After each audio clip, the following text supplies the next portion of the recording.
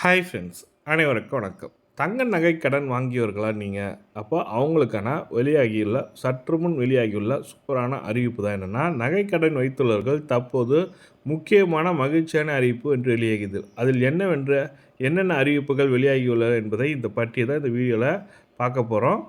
So இந்த video பிடிச்சிருந்தா ஒரு லைக் பண்ணுங்கள், கூடிய சப்ஸ்கிரைப் பண்ணுங்கள்.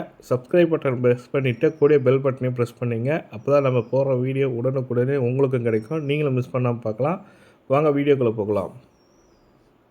வங்கி மற்றும் நகைக்கடன் வழங்குவதில் நிதி நிறுவனங்கள் நகைக்கடன் வாங்கியவர்கள் பலர் முழு தொகையும் செலுத்த முடியாமல் வட்டி மட்டும் செலுத்தும் வசதியை அசலை கட்ட முடியாமல் நகை மீட்க முடியாத நிலையில் இருந்து வந்த நிலையில் அவர்கள் பயன்பெறும் வகையில் புதிய சலுகை இந்திய ரிசர்வ் வங்கி கொண்டு வர உள்ளது.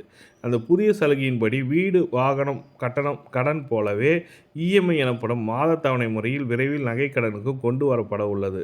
நகைக்கடனில் வட்டி மற்றும் அசலை கணக்கிட்டு இஎம்ஐ அதாவது மாத தவணை திருப்பி செலுத்த வசதியை ஏற்படுத்த வங்கிகளுக்கு நகைக்கடன் நிறுவனங்களுக்கும் தயாரிக்க வருகின்றன. இதன் மூலம் ஏராளமானோர் பயன்பெற உள்ளனர்னு சொல்லியிருக்காங்க. இந்திய ரிசர்வ் வங்கி வெளியிட்ட சுற்றறிக்கையின் தங்க நகை கடன் தொகை, நகை மதிப்பீடு, நகை ஏலத்தின் வெளிப்படைத்தன்மை, நகைக்கு இணையான கடன் தொகை விகிதம், ஒரே அடமான கடன் மீது கூடுதல் கடன் ஆகியவற்றில் பல குறைபாடுகள் தெரிய வந்திருப்பதாக அதில் கூறப்பட்டுள்ளது.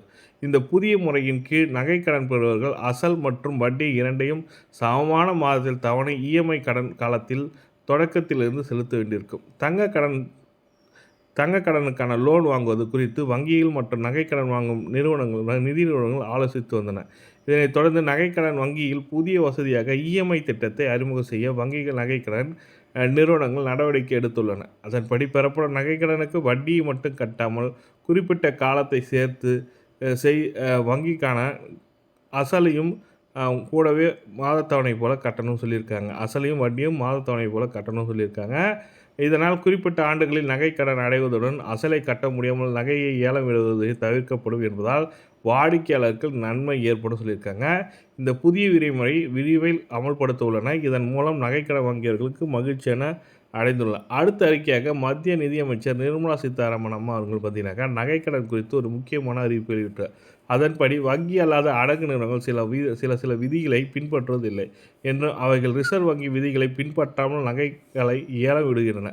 அடகு நிறுவனங்கள் அப்படி செய்வது தெரிந்தால் அதற்கு எதிராக கடும் நடவடிக்கை எடுக்கப்படும். வங்கி அல்லாத நிதி நிறுவனங்கள் கடன் வசூல் நடைமுறைகளை நியாயமானதாகவும் மரியாதையாகவும் இரக்கமுள்ளதாக இருக்க வேண்டும் என்று சொல்லிட்டு விதிமுறைகளை பின்பற்றி மட்டுமே நீங்கள் செயல்பட வேண்டும் என்று மத்திய நிதியமைச்சர் நிர்மலா சீதாராமன் வந்து எச்சரிக்கை கொடுத்துருக்காங்க. வங்கி அல்லாத நிறுவனங்களுக்கு ஒரு எச்சரிக்கை கொடுத்துருக்காங்க. அதாவது நீங்கள் நகைக்கடன் முறையாக வசூலிக்கப்படணுன்ற மாதிரி சொல்லியிருக்காங்க. இந்த 2 விதமான தகவல் தான் உங்களுக்கு ஷேர் பண்ண நினச்சேன். வீடியோ பிடிச்சிருந்தால் லைக் பண்ணுங்கள், கூட சப்ஸ்கிரைப் பண்ணுங்கள். தேங்க்யூ.